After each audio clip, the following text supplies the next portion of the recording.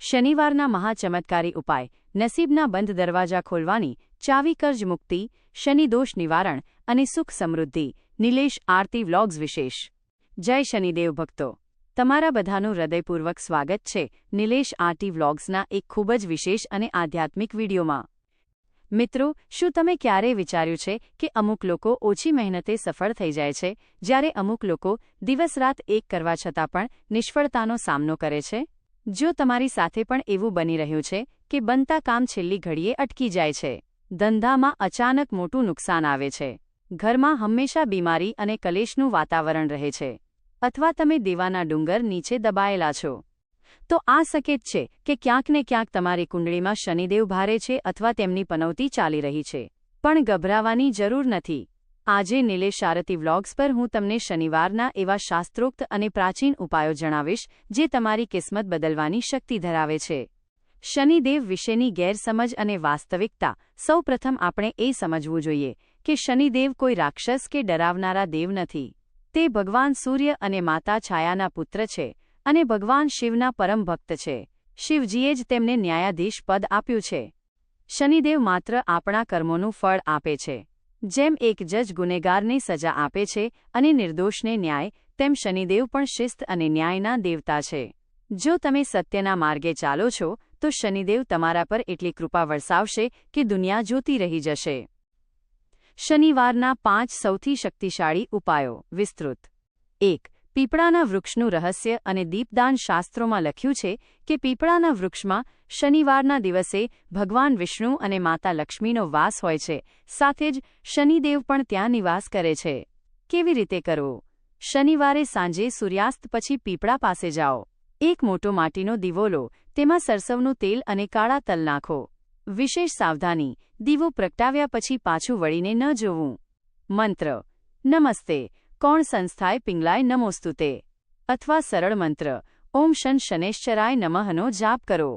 લાભ: આનાથી પિતૃદોષ અને શનિદોષ બંને શાંત થાય છે. 2. છાયાપાત્રનું દાન. શનિની વક્ર દ્રષ્ટિથી બચવા. જો શનિની સાડાસાતી કે ઢૈયા ચાલી રહી હોય તો આ ઉપાયથી શ્રેષ્ઠ બીજું કંઈ નથી. શનિવારે સવારે સ્નાન કર્યા પછી એક કાંસા કે લોખંડના વાટકામાં તેલ ભરો. તેમાં તમારો ચહેરો જુઓ અને તમારી પીડા તે તેલમાં ઉતરી ગઈ છે તેવી કલ્પના કરો. આ તેલ કોઈ ડાકોત, શનિનું દાન લેનારને આપો અથવા શનિ મંદિરમાં અર્પણ કરો. 3. અબોલ જીવોની સેવા. કષ્ટ નિવારણ. શનિદેવને જીવદયા ખૂબ પ્રિય છે. કાળો કૂતરો. જો શક્ય હોય તો કાળા કૂતરાને તેલ લગાડેલી રોટલી ખવડાવો. કૂતરો ભૈરવનું વાહન છે અને શનિદેવ ભૈરવના આદેશનું પાલન કરે છે. કાગડો. કાગડો શનિદેવનું વાહન છે. તેને ગાંઠિયા કે પૂરી ખવડાવવાથી અટકેલા કામ શરૂ થાય છે. કીડીઓ. કીડીઓને લોટ અને ખાંડ, કસાસર ખવડાવવાથી રાહુ કેતુના દોષ પણ શાંત થાય છે. 4. શનિ મંત્રનો પ્રભાવ. મંત્રમાં એ શક્તિ છે જે નકારાત્મક ઉર્જાને નષ્ટ કરે છે. તાંત્રિક મંત્ર: ઓમ પ્રા પ્રીં પ્રૌં સહ શનૈશ્ચરાય નમઃ. જો તમારી પાસે માળા કરવાનો સમય ન હોય તો આ વિડિયો જોતી વખતે પણ મનમાં 11 વાર જાપ કરી લો. આ મંત્રના તરંગો સીધા તમારા ભાગ્યને અસર કરે છે. 5. મજૂરો અને અસહાય લોકોની મદદ. શનિદેવ શ્રમિકોના પ્રતિનિધિ છે. શનિવારે કોઈ ગરીબ મજૂરને તેના કામના પૂરા પૈસા આપો, તેમને ભોજન કરાવો અથવા જો શિયાળો હોય તો ધાબળો દાન કરો. તમારા દ્વારા કરવામાં આવેલી આ નાનકડી મદદ શનિદેવને કરોડો રૂપિયાના દાન કરતાં વધુ પ્રિય છે. શનિવારે ભૂલથી પણ ન કરવાના કામ. સાવધાન: ઘણીવાર આપણે ઉપાય તો કરીએ છીએ પણ સાથે ભૂલો પણ કરીએ છીએ જેનાથી નુકસાન થાય છે. તેલની ખરીદી. શનિવારે તેલ ઘરે ન લાવવું, માત્ર દાન માટે વાપરી શકાય. લોખંડ અને મીઠું. આ દિવસે લોખંડ કે મીઠું ખરીદવાથી ઘરમાં દરિદ્રતા આવે છે. નિંદા. કોઈની પીઠ પાછળ નિંદા કે જૂઠું બોલવું શનિદેવને ક્રોધિત કરે છે. માંસ મદિરા. આ દિવસે તામસિક ભોજનથી પરહેજ રાખવો. સફળતા માટે કેટલા શનિવાર કરવા?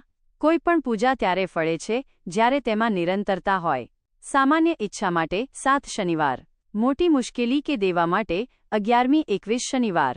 શ્રદ્ધા એવી રાખજો કે શનિદેવ મારી સાથે છે અને તે મારું ભલું જ કરશે.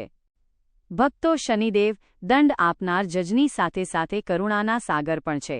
જે ક્ષણે તમે તમારા ખોટા રસ્તાઓ છોડીને સત્યના માર્ગે ચાલવાનું નક્કી કરો છો તે જ ક્ષણથી શનિદેવ તમારી રક્ષા કરવાનું શરૂ કરી દે છે. આશા છે કે નિલેશ આરતી વ્લોગ્સનો આ પ્રયાસ તમારા જીવનમાં નવી રોશની લાવશે. જો તમને આ માહિતી ગમી હોય તો આ વિડિયોને લાઇક જરૂર કરજો. તમારો એક લાઇક અમને પ્રોત્સાહન આપે છે. તમારી તકલીફો કે અનુભવ કોમેન્ટમાં લખો અને સાથે જય શનિદેવ લખવાનું ન ભૂલતા. આ વિડિયોને તમારા મિત્રો અને પરિવાર સાથે શેર કરો જેથી તેઓ પણ આ કષ્ટમાંથી મુક્ત થઈ શકે. અને હા, આવી જ આધ્યાત્મિક જાણકારી માટે નિલેશ આરતી વ્લોગ્સને અત્યારે જ સબસ્ક્રાઇબ કરો. શનિદેવ આપ સૌનું કલ્યાણ કરે. જય શનિદેવ, જય હનુમાન.